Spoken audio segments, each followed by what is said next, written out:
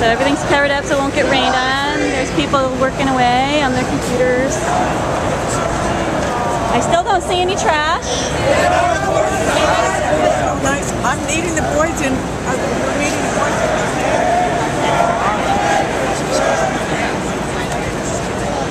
Still no trash. And these are all tarps for people to sleep under and whatnot. Oh, there's some trash. Okay.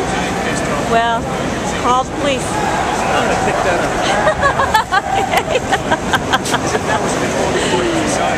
Oh, darn. Man, we can't call the police. There's one of New York's finest. Oh, there's that dirty hippie again. Hi. Hi. Big crowd, huh? Yes. Considering it's a Jewish holiday, it's a real monster crowd. Is it a Jewish holiday? This is Sukkot. Oh, okay. First day of Sukkot. I used to know them, but I've lost touch. But that's why this is such a big crowd on a Jewish holiday. Yeah. Well, would you call yourself a dirty hippie? I occupied Wall Street in 1956. I was a top graduate at NYU Law School. Yeah, this is the guy we wanted to talk to. I worked on 30 Broad. I was an associate at Cravath, Swaine & Moore.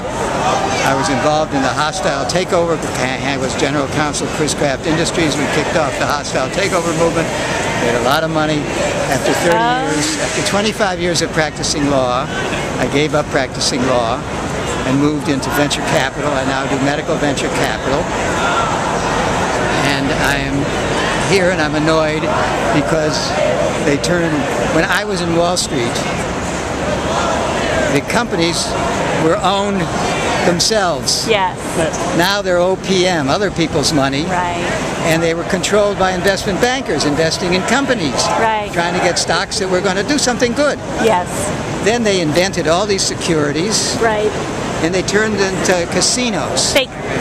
They turned things. into casinos and nothing else. Yeah. The investment bankers lost control of the investment banking firms. The traders got control.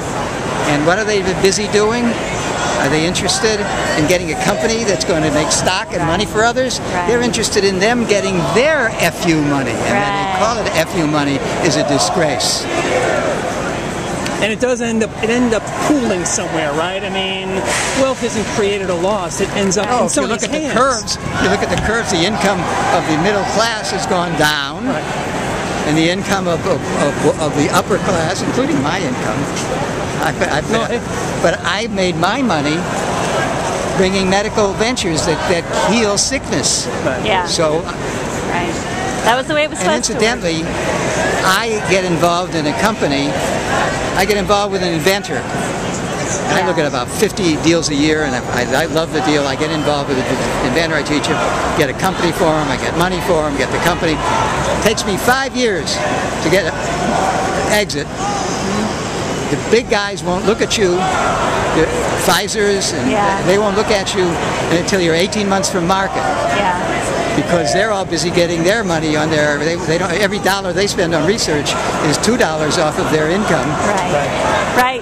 So they want their options the next year too. They won't spend any money on you unless it's risky. They do a few really exciting biotechs. Pfizer won't even do a device deal. And so I've made a lot of money, and I will be making a lot of money. But I will pay 15% tax. Yes. Just like a guy who buys a piece of stock and sells it in a year and a day, and he pays a 15% tax. It should be graduated the way it is in Europe. Buy it in 1 year, it should be like a tax like everybody else pays. Right.